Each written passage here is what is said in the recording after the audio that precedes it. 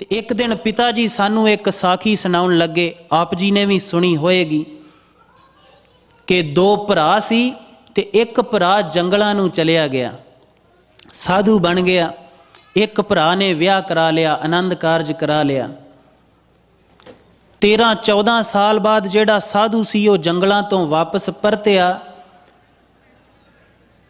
ते दोवें भरा इकट्ठे बैठे, दोवां च गलबात चली ते जिन्हें आनंद कारज करा लिया सी, संसारी भरा सी, उन्हें साधु नूं मेहना मारिया कि तू 12 साल पहाड़ां दी खाक छाणी है, पहाड़ां च भटकदा आया है जंगलां दे विच, तेरे को कोई शक्ति भी आई है, कोई रिद्धि सिद्धि आई है तेरे कोल?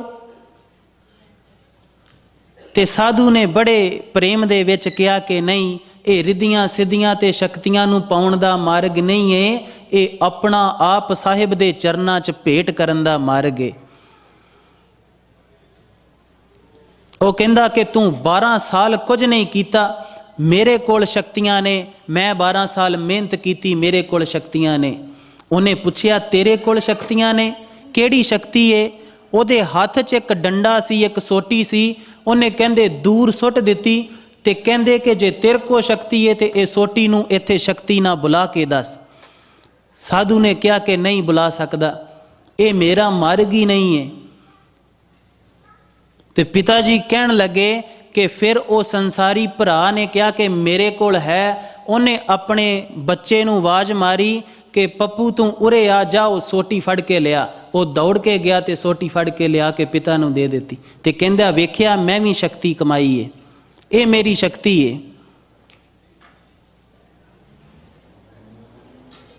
ये अधूरी साखी है जिहड़ी आप जी ने सुनी है, क्योंकि जरूर ये संसारी किसी ने बनाई होएगी तो असीं पिता जी नूं कहा कि पूरी अज असीं आप जी नूं करके सुनावणे आ। साधु चलिया गया, उसे ही संसारी जीव दे बच्चे वड्डे होए, आनंद कारज होया ते फिर उसे ही मुंडे ने जिन्हें सोटी फड़ के लिया के दिती सी, पत्नी दे पिछे लग के ओहो सोटी दोवां माता पिता नूं फेरी ते घरों बाहर कढ़िया ते फिर सोचदे कि हाँ इहदे नालों परमात्मा नूं पाउणा चंगा सी। इह क्या ये पूरी साखी है, हुंदा इदां ही है। पर गुरु पिता दी गृहस्थी इदां दी नहीं है, समझ लेना। असीं जीवन नूं गलत समझिया है, इस करके सानू पीड़ा है, दुख है। गुरु पिता दी गृहस्थी इदां दी नहीं है। सानू गुरु पिता ने जिहड़ी गृहस्थी समझाई सी, असीं अरदास बेनती कीती ते साहिब नूं पुछया कि गृहस्थी असल च हुंदी की है? ते गुरु पिता ने बड़े सूक्ष्म ढंग नाल समझाई सी। आप जी नूं थोड़ा उहदा ब्रीफ समझा दिन्ने आ। गुरु पिता ने समझाई सी कि पति पत्नी ओ ने जेड़े दो दिखाई देण पर एक होण। असीं पुछया वो एक हुंदे किदां ने? ते कहण लगे कि जेड़े सवेरे अमृत वेले उठण, पहली गल कि उन्हां दा निश्चा एक होवे, उन्हां दी डेस्टिनेशन एक होवे, उन्हां दी मंजिल एक होवे।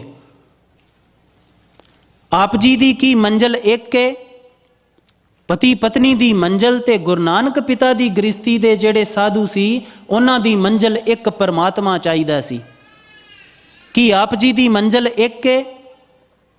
पति नूं कुछ चाहिदा है, पत्नी नूं कुछ चाहिदा है। जे मंजिल एक नहीं होएगी ते एक किद्दां चलोगे? फिर बच्चे ने उन्हां दियां मंजिलां होर वखरियां ने। जेड़े अमृत वेले उठण, परमात्मा दा धन्नवाद करन, प्रार्थना करन, पाठ करन ते साहिब दा कोट कोट नमस्कार करके आपो अपने कर्म ते बाणी पढ़दियां लग जाण। जेड़े प्रसादा कट्ठा छकण, एक दूजे दी मुश्किल च साथ देण। हुण असीं एक कर्म करदे आ, साडे परिवार चों कोई डिग पवे, कोई गलती कर दवे ते असीं एक दूजे दा मजाक उडाउंदे आ। जे इनू मजाक ही उडाउणा है ते फिर परिवार किनू कहने आ? फिर मजाक उडाउण नूं ते बाहर बहुत लोग ने। ਪਰਿਵਾਰ ਤੇ ਉਹਨੂੰ ਕਹਿੰਦੇ ਸੀ ਜਿਹੜਾ ਇੱਕ ਦੂਜੇ ਦੀ ਗਲਤੀ ਤੇ ਉਹਨੂੰ ਹੱਥ ਫੜ ਕੇ ਚੱਲਣਾ ਸਿਖਾਵੇ। ਜੇ ਪਤਨੀ ਗਲਤੀ ਕਰੇ ਤੇ ਪਤੀ ਉਹਨੂੰ ਹੱਥ ਫੜ ਕੇ ਚੱਲਣਾ ਸਿਖਾਵੇ, ਜੇ ਪਤੀ ਗਲਤੀ ਕਰੇ ਤੇ ਪਤਨੀ ਉਹਨੂੰ ਹੱਥ ਫੜ ਕੇ ਚੱਲਣਾ ਸਿਖਾਵੇ। ਗੁਰੂ ਨਾਨਕ ਦੀ ਗ੍ਰਸਤੀ ਪ੍ਰੇਮ ਤੋਂ ਸ਼ੁਰੂ ਹੁੰਦੀ ਸੀ। ਸਾਹਿਬ ਨੇ ਬੜੀ ਦਇਆ ਕੀਤੀ। ਆਪ ਜੀ ਨੂੰ ਪਰਿਵਾਰ ਦੇ ਰੂਪ 'ਚ ਉਹਨੇ ਕੁਝ ਜੀ ਦਿੱਤੇ ਜਿਹੜੇ ਆਪ ਜੀ ਦੀ ਸੇਵਾ ਕਰਦੇ ਨੇ। ਪਤਨੀ ਦੇ ਰੂਪ 'ਚ ਆਪ ਜੀ ਦੇ ਭਾਂਡੇ ਧੋਂਦੇ ਨੇ, ਕੱਪੜੇ ਧੋਂਦੇ ਨੇ, ਆਪ ਜੀ ਵਾਸਤੇ ਅਨੇਕਾਂ ਕਰਮ ਸਵੇਰ ਤੋਂ ਸ਼ਾਮਾਂ ਤੱਕ ਕਰਦੇ ਨੇ। ਪਤੀ ਦੇ ਤੇ ਪਿਤਾ ਦੇ ਰੂਪ 'ਚ ਉਹ ਹਾਰਡ ਵਰਕ ਕਰਦੇ ਨੇ। ਦੂਰ ਦੂਰ ਜਾ ਕੇ ਉਹ ਧਨ ਰਾਸ਼ੀ ਜੋ ਸੰਪਤੀ ਚਾਹੀਦੀ ਏ ਜੀਵਨ ਨਿਰਬਾਹ ਨੂੰ ਉਹ ਕਮਾ ਕੇ ਲਿਆਉਂਦੇ ਨੇ। ਹਰ ਇੱਕ ਜੀਵ ਜਿਹੜਾ ਏ ਉਹ ਇੱਕ ਟੀਮ ਵਰਕ ਏ, ਇੱਕ ਪਰਿਵਾਰ ਦਾ। ਤੇ ਜਿਹੜੇ ਆਪ ਜੀ ਲਈ ਇੰਨੀ ਮਿਹਨਤ ਕਰਦੇ ਨੇ, ਜੇ ਉਹਨਾਂ ਦੇ ਵਿੱਚ ਪਰਮਾਤਮਾ ਨਹੀਂ ਖੋਜਿਆ ਜਾ ਸਕਦਾ ਫਿਰ ਦੂਜੀ ਕੋਈ ਜਗ੍ਹਾ ਨਹੀਂ ਹੈ।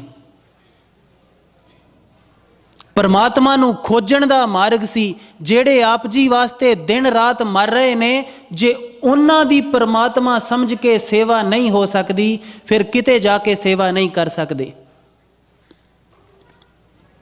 ਫਿਰ ਗ੍ਰਸਤੀ ਦੇ ਅਰਥ ਸਮਝ ਨਹੀਂ ਆਉਣਗੇ। ਪਤੀ ਪਤਨੀ ਉਹ ਨਹੀਂ ਕਿ ਜਿਹੜੇ ਜਿੱਦਣ ਤੇ 4 ਰੋਟੀਆਂ ਜ਼ਿਆਦਾ ਹੋਣ, 4 ਸਬਜ਼ੀਆਂ ਬਣੀਆਂ ਹੋਣ, ਸਲਾਦ ਕੱਟ ਕੇ ਛਕ ਲੈਣ। ਪਤੀ ਪਤਨੀ ਉਹ ਨੇ ਜੇ ਇੱਕ ਪ੍ਰਸ਼ਾਦਾ ਹੋਵੇ ਤੇ ਅੱਧਾ ਅੱਧਾ ਛਕ ਲੈਣ। ਹੁਣ ਤੁਸੀਂ ਇੱਕ ਗੱਲ ਦਾ ਜਵਾਬ ਦਿਓ, ਜਿਹੜੇ ਪਤੀ ਪਤਨੀ 2-3 ਸਬਜ਼ੀਆਂ ਬਣਾ ਕੇ ਸੈਲਡ ਕੱਟ ਕੇ ਫਿਰ ਪ੍ਰਸ਼ਾਦਾ ਛਕਦੇ ਨੇ ਤੇ ਲੜਦੇ ਨੇ ਕਿ ਲੂਣ ਜ਼ਿਆਦਾ ਏ, ਮਿਰਚਾਂ ਜ਼ਿਆਦਾ ਨੇ, ਜਾਂ ਇੱਕ ਹੀ ਪ੍ਰਸ਼ਾਦਾ ਹੋਵੇ ਤੇ ਇੱਕ ਦੂਜੇ ਨਾਲ ਵੰਡ ਕੇ ਛਕਦੇ ਨੇ, ਦੋਨਾਂ ਕਰਮਾਂ ਦੇ ਵਿੱਚ ਸੁੱਖ ਕਿਹੜੇ ਕਰਮਾਂ 'ਚ ਹੋਏਗਾ? ਫਿਰ ਆਪ ਜੀ ਦੀਆਂ ਲੜਾਈਆਂ ਵਿਅਰਥ ਨੇ ਕਿ ਆ ਨਹੀਂ ਹੈਗਾ, ਆ ਨਹੀਂ ਹੈਗਾ, ਕਿਉਂਕਿ ਆਪ ਜੀ ਨੂੰ ਸੁੱਖ ਦੀ ਸਮਝ ਨਹੀਂ ਹੈ। ਸੁੱਖ ਪਰਮਾਤਮਾ ਦੇ ਭਾਣੇ 'ਚ ਰਹਿਣ 'ਚ, ਸੁੱਖ ਸਾਹਿਬ ਜੋ ਦਿੰਦਾ ਏ ਉਹਦੇ ਵਿੱਚ ਰਹਿਣ 'ਚ, ਉਹਦੇ ਤੋਂ ਬਾਹਰ ਕੋਈ ਸੁੱਖ ਨਹੀਂ ਹੈ।